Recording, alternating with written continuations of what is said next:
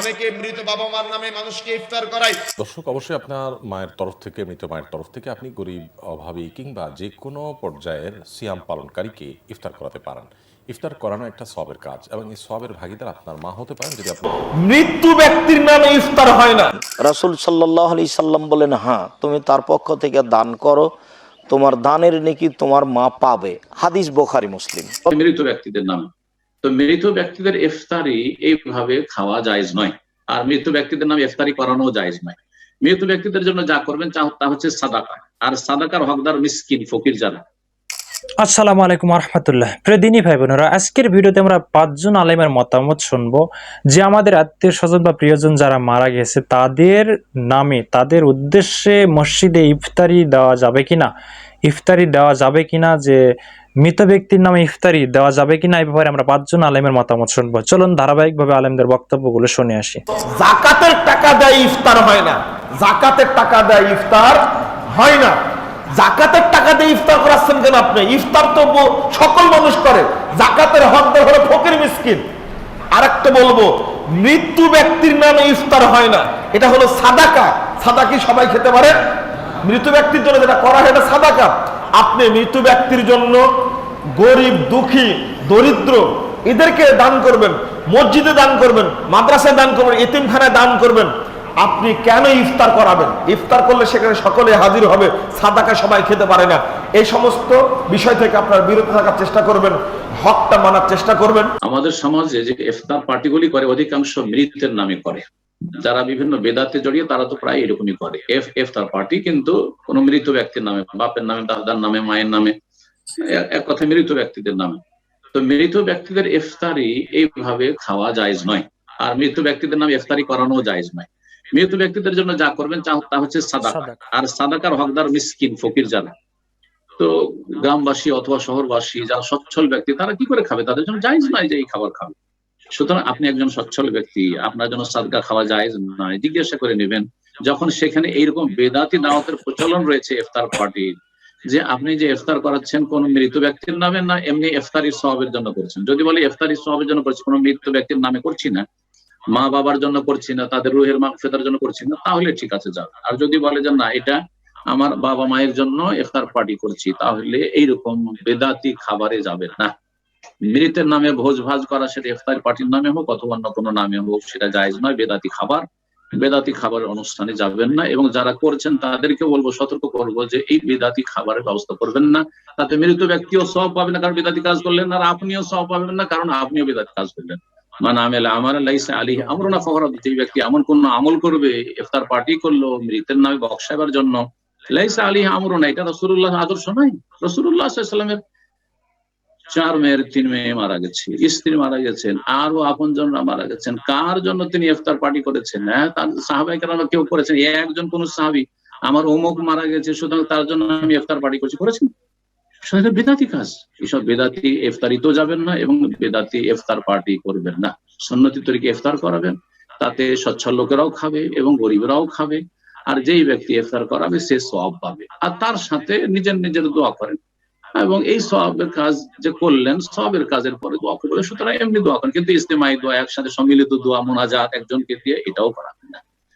আল্লাহ যেন এই সমস্ত বিদআত থেকে বেঁচে থাকার তৌফিক দান করেন এবং বিদআতি অনুষ্ঠান থেকে আমাদের বেঁচে থাকার তৌফিক দান করেন। অনেকে মৃত বাবা মার নামে মানুষকে ইফতার করায়, মৃত ব্যক্তির উদ্দেশ্যে ইফতার দিতে পারেন, তবে সেই ইফতারটা খেতে পারবে শুধু ফকির আর মিসকিন।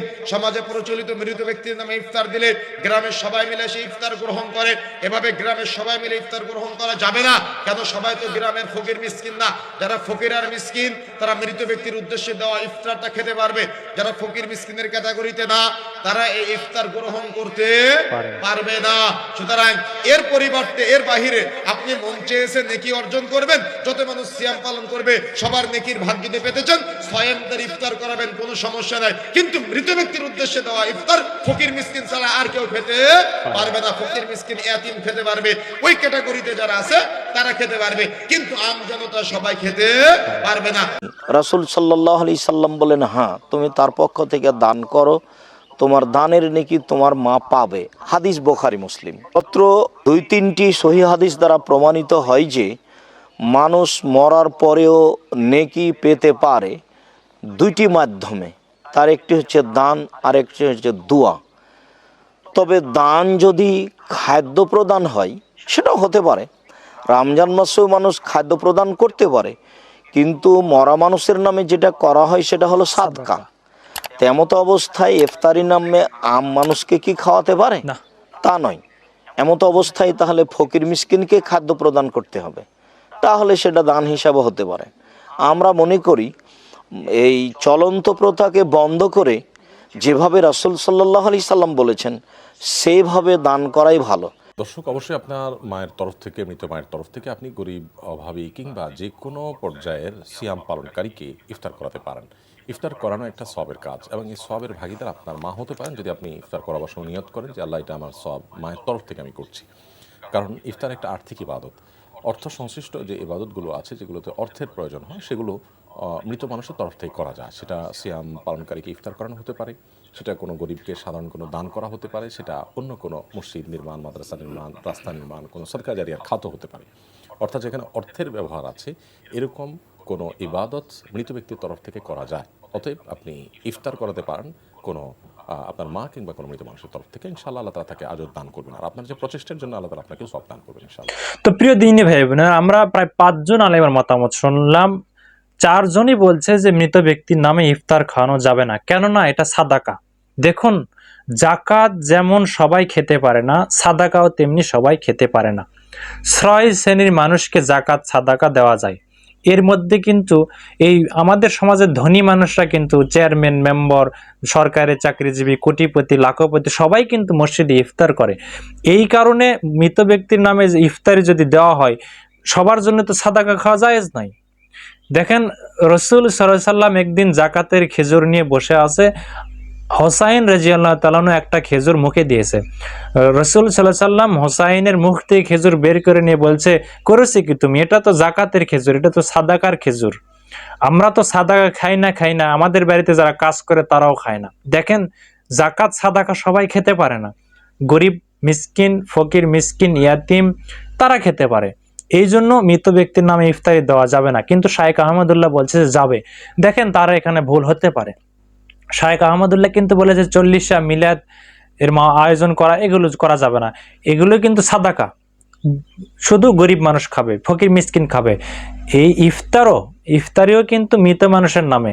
এই মৃত মানুষের নামে যদি যেটা করা হয় সেটা সাদাকা, এটা সবাই খেতে পারে না। মৃত ব্যক্তির নামে আপনি ইফতার করাতে পারেন। আপনার সমাজে যারা গরিব মানুষ, মিসকিন মানুষ, যারা জাকাত, ফিতরা, ওসর খাওয়ার হকদার, তাদেরকে আপনি ইফতার করাতে পারেন। আশা করি আপনারা বিষয়টা বুঝতে পেরেছেন। মৃত ব্যক্তির নামে যদি ইফতার করানো হয়, এটা শুধু তারাই খাবে যারা জাকাতের হকদার, ফিতরা খাওয়ার হকদার, ওসর খাওয়ার হকদার। এই ধরনের গরিব, মিসকিন, অসহায় মানুষ, অভাবগ্রস্ত, ঋণগ্রস্ত মানুষ খাওয়ার হকদার, তারা এই ইফতার খেতে পারবে। সমাজের গরিব, ধনী মানুষ এই ইফতার খেতে পারবে না। আল্লাহ আমাদেরকে বিষয়গুলো বোঝার মতো জ্ঞান দান করুক। দেখা হয় পরবর্তী কোনো ভিডিওতে। আসসালামু আলাইকুম ওয়া রাহমাতুল্লাহ।